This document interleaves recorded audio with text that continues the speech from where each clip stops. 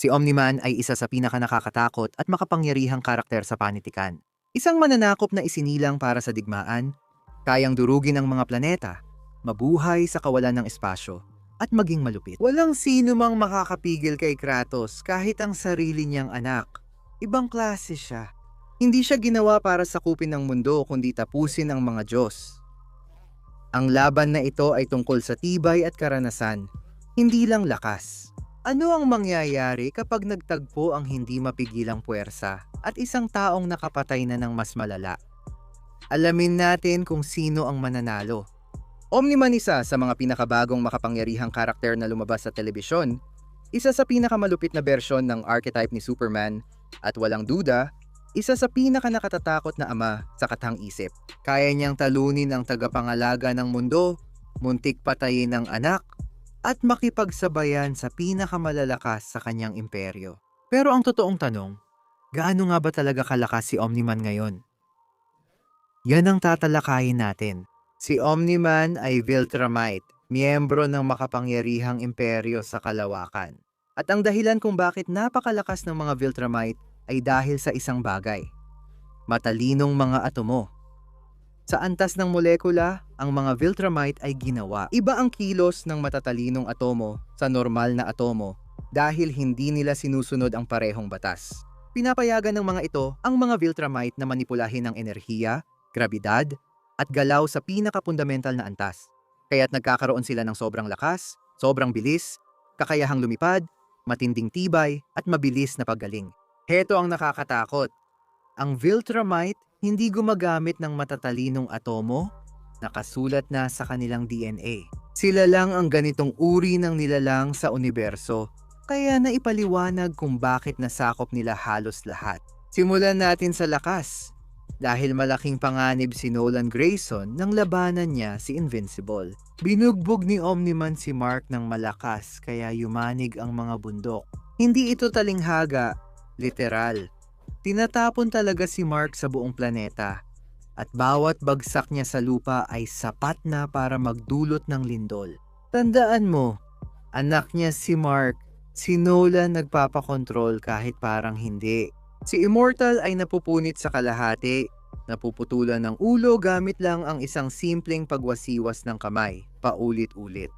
Ang mga anak ni Thrag na kalahating Viltrumite kayang lumipad sa mga gusali at barkong pandigma ng hindi bumabagal, pero hindi sila nabubuhay sa unang banggaan. Pinapatay sila ni Omni-Man gamit lang ang isang suntok, tinatamaan siya ng buong bilis nila at nagiging pulang ulap lang sila.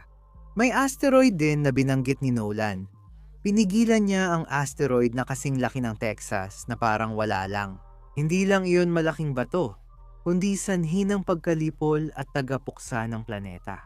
Tugma ito sa comics, kung saan sina Omni-Man, Invincible at Thaddeus ay sumuntok at bumutas sa planetang Viltrum, na mas siksik at mas malaki sa Earth.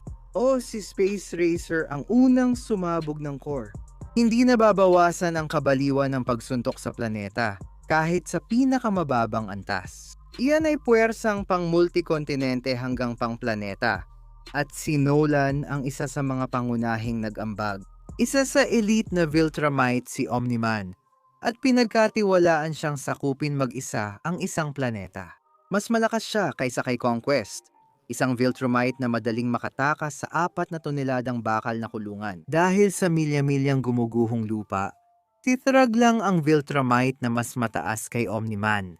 At kahit ganoon, kailangan pa rin niyang gamitin ang buong lakas para talunin si Nolan, na nagdadala sa atin sa tibay niya. Dahil ayaw mamatay ni Omni-Man, hindi siya kayang saktan ni Immortal o Invincible. Sa unang laban nila, binugbog siya ng ibang Viltrumite ng todo lakas, pero halos hindi siya naapektuhan. Yung iba walang naiiwang pasa basta sumasabog lang pag tumama. Si Omni-Man, natitiis niya ang nuclear level energy blast at super laser na natutunaw ang lupa. Pero halos di siya nagkaka-nosebleed. Nakakatagal siya sa init ng bituin, sobrang lamig, at matagal na pagkakalantad sa black hole. Ngayon, hindi ibig sabihin na hindi siya matatalo. Binuksan ni Thrag ang tiyan niya at binugbog siya hanggang lumabas ang mga mata niya. Pero nabuhay pa rin si Omniman. Halos nahati siya ni Thrag, pero nabuhay pa rin si Omniman dahil sa tindi ng kanyang kakayahang magpagaling. Kaya niyang mag-recover mula sa halos anumang nakamamatay na sugat sa loob ng 2 linggo. Ang tanging paraan para mapatumba siya ay malubhang pinsala sa puso. Kasi pag nasira yon, hihinto na ang paggaling. Nilalakad lang yan ni Nolan. Sa bilis, dito nagkakaiba ang lahat. Hindi iniinda ng Viltrumite ang inertia, hindi bumabagal, at walang epekto ang time dilation sa kanila. Si Omniman ay mas mabilis at mas alerto kaysa sa liwanag at lumalaban sa bilis na di kayang tapatan ng iba. Si Red Rush na kayang magligtas ng lungsod habang nakikipag-usap ay di na malaya ng atake ni Omniman bago siya napatay. Sa comics, walang kahit anong reaksyon ng Guardians. Umalis si Nolan sa Earth at naglakbay papuntang planetang pwedeng tirhan sa Virgo Supercluster. 65 milyong light years ang layo sa loob ng halos 1 linggo. Ngayon, hindi lang ito mas mabilis sa liwanag, nakakahiya pa nga yun. Kapag siya'y nagpakawala, natutunan ng Imperyong Flaxen yon sa mahirap na paraan. Lumipad si Omniman sa isang napakalaking lungsod ng halos kasing bilis ng liwanag, nagdulot ng pagkawasak na parang nuklear dahil sa paggalaw ng hangin.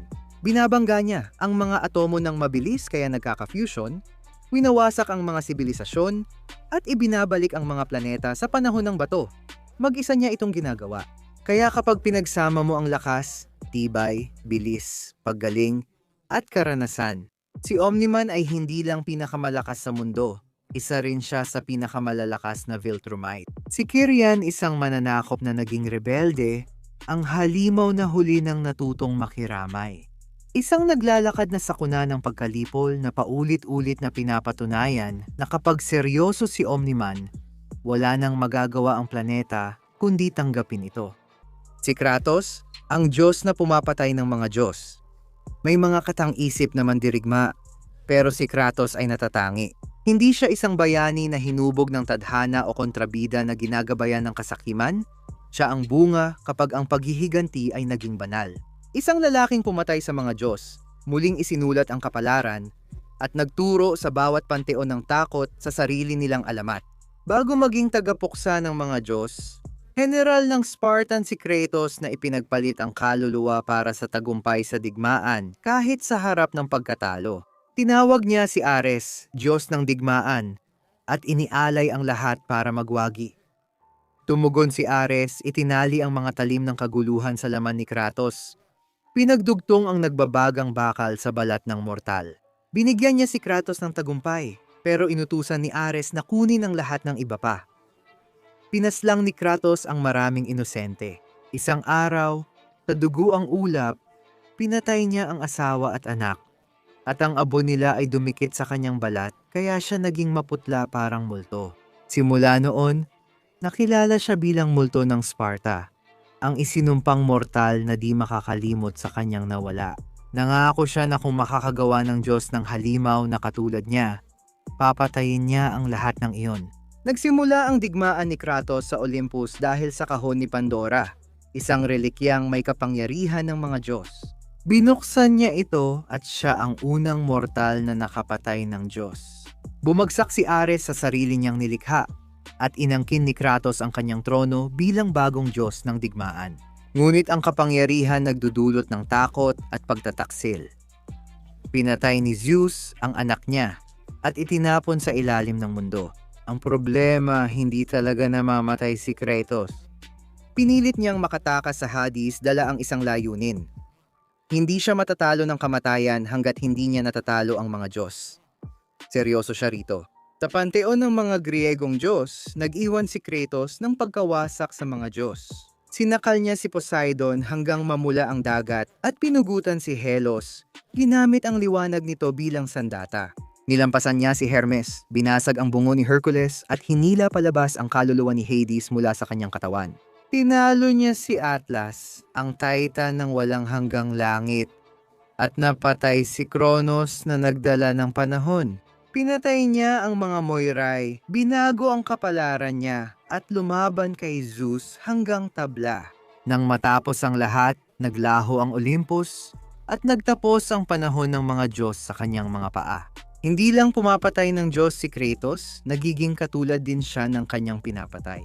Bawat tagumpay niya laban sa mga Diyos ay nagbibigay sa kanya ng bagong kapangyarihan, artipakto at elemento. Tulad ng Blade of Olympus na ginawa para pumatay ng immortal, o mga kuko ni Hades na humihila at kumakain ng kaluluwa. Ngunit hindi iyon ang tunay na naglalarawan sa kanya. Ang tunay na naglalarawan kay Kratos ay ang kanyang tibay, isang galit na hindi lang lumalaban sa sakit, kundi lalo pang tumitindi at umuunlad dahil dito. Natusok siya sa puso, binuksan ng tiyan, sinunog buhay, dinurog ng mga titan, at binura sa pag-iral. Paulit-ulit siyang namamatay pero laging mas malakas ang balik. Hindi nilalabanan ni Kratos ang kamatayan, kundi pinaghaharian niya ito. Ang lakas niya ay umaabot sa mga Diyos at titan ng paglikha. Binubuhat ni Atlas ang haligi ng mundo, sumusuporta sa walang hanggang kalangitan. Si Kronos ang humubog ng konsepto ng oras. Natalo ni Kratos si Helios na ang liwanag ay nagliliwanag sa walang hanggang ilalim ng mundo. At si Hermes na mas mabilis pa sa liwanag na iyon ay hindi siya matakasan. Hindi lang iyon bilis na lampas sa liwanag, kundi hindi masukat na galaw at labanan sa antas na ang mismong oras ay nawawalan ng saysay. At hindi tulad ng karamihan sa mga nilalang sa mitolohiya, ang kapangyarihan ni Kratos ay hindi humihina habang tumatanda. Bagkus, ito ay lalo pang lumalakas. Pagpasok niya sa mga Norse na kaharian, hindi siya humina, tumanda lang, naging mas matalino at nanatiling di mapipigilan. Sa Midgard, sinubukan ni Kratos na maging isang bagong tao. Isang ama, imbes na isang maninira. Pero hindi siya pinatahimik ng mga Diyos ng Hilaga. Nalaman nila ang natutunan na ng Olympus. Hindi mo dapat ginigising ang multo ng Sparta. Pinatay niya si Baldur, isang Diyos na kayang pabagsakin ang serpent, na kayang balutin ang buong daigdig. Nakipaglaban siya kay Thor, Diyos ng kulog, at nagtapos ito sa tabla ng magsalpukan ng Leviathan na Palakol at Mjolnir.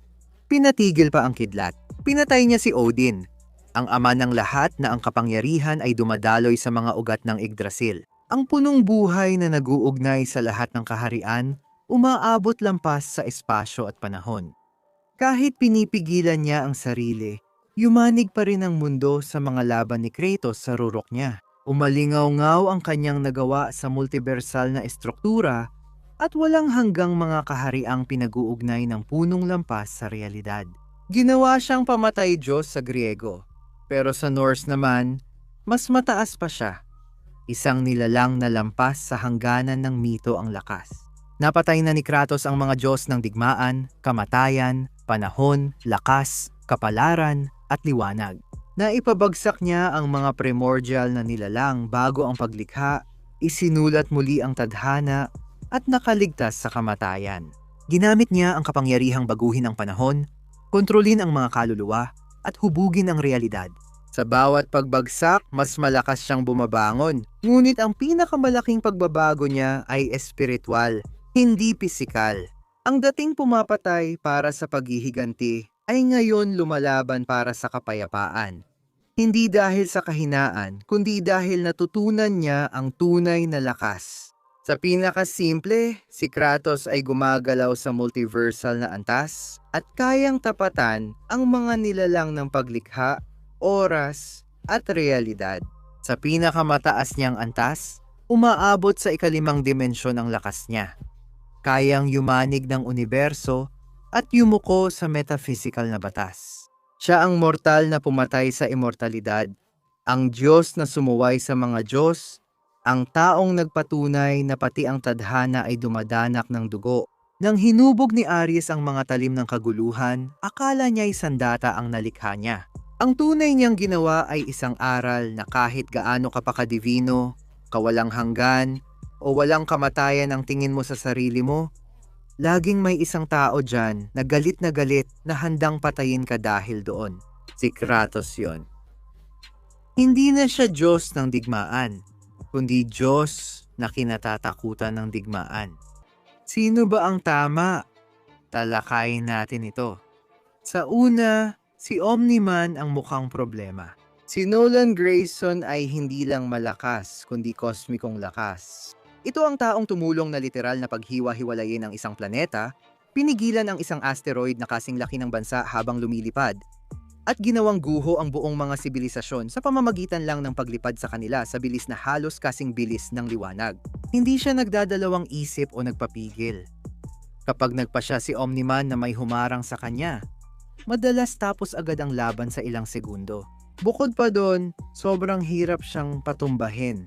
Nakaligtas si Omniman kahit nilaslas ang tiyan, nabulag, halos nahati ang katawan, at iniwang palutang sa kalawakan. Gumagaling siya, umaangkop siya, at patuloy siyang sumusugod, na daragdagan pa ang bilis niya na kayang tumawid ng mga solar system sa ilang saglit at makareact sa bilis ng labanan na mas mabilis pa sa liwanag. Isa siyang naglalakad na sakuna, ngunit ang problema, hindi natitinag si Kratos sa mga ito.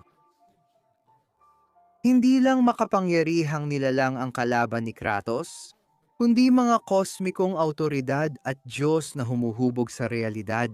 Si Zeus ay hindi lang malakas, siya pa ang pinuno ng Griegong kosmos. Si Thor ay hindi lang basta palaban. Sapat ang kanyang lakas sa sagupaan para mabiyak ang punong kahoy ng mundo na nag-uugnay sa lahat ng kaharian. Nakipaglaban si Kratos sa mga kalabang kayang manipulahin ang oras, tadhana, kaluluwa at sanhi, at napatay pa rin niya sila. At hindi tulad ni Omniman, hindi lang umaasa si Kratos sa pisikal na lakas. Oo, kayang-kaya ni Kratos makipagsabayan sa laban. Natalo niya ang mga titan.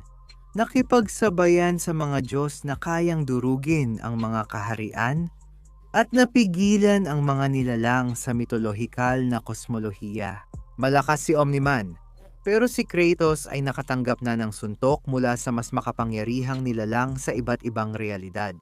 Ang tunay na pagkakaiba ay nasa estilo ng pakikipaglaban ni Kratos, habang si Omniman ay isang mananakop. Si Kratos ay isang pumatay ng Diyos. Si Kratos ay may banal na galit, karanasan sa labanan laban sa mga nilalang na mas mabilis sa isip, at mga sandatang likha para pumatay ng mga ito. Higit pa sa kanyang antas, ang Leviathan Axe ay hindi lang matalim. Ito ay pinatibay ng sinaunang mahika na kayang magpalamig ng mga makadiyos na nilalang. At ang Blades of Chaos ay may taglay na supernatural na apoy na hindi alintana ang tibay ng kalaban. Hindi pa naranasan ni Omniman ang ganitong kagamitan. Bilis siguradong meron si Omniman yan. Pero si Kratos ay lumaban na kina Hermes, Heimdall, at iba pang Diyos na may halos walang hanggang bilis. Hindi sapat ang bilis kung ang kalaban ay sanay na sa mga kaaway na ang oras ay parang dagdag lakas lang. Si Omniman ay napakabangis. Pero si Kratos ay natalo na ang mga Diyos na ang lakas ay kayang makaapekto sa tibay ng buong mga kaharian. Nakakaligtas si Omniman sa matitinding pinsala, pero si Kratos hindi lang nagtitiis kundi natatapos pa ang laban. Matindi ang laban nila. Mahigpit talaga ang laban ni Omniman at makakapagpatama siya ng malalakas na suntok. Pipilitin niya si Kratos ng higit pa kaysa sa halos lahat ng naging kalaban niya. Pero habang tumatagal ang laban, lalong pumapabor kay Kratos dahil natututo si Kratos, umaangkop siya. Kapag naintindihan na niya paano lumaban si Omniman, unti-unti nang nawawala ang lamang sa bilis at lakas. Hindi pa naranasan ni Omniman ang ganitong lakas ng banal na mahika. Itinayo ni Kratos ang buong buhay niya sa pagpatay ng mga nilalang na katulad mismo ni Nolan. Mas malala pa, si Omniman ay tagawasak ng planeta. Si Kratos ay tagapuksa ng mga Diyos. Kaya ni Nolan gawing dikit, marahas, at di malilimutan ng laban. Pero kapag tapos na ang lahat, umabot na sa sukdulan ng galit at humupa na ang alikabok, si Kratos pa rin ang nakatayo. Hindi na si Omniman.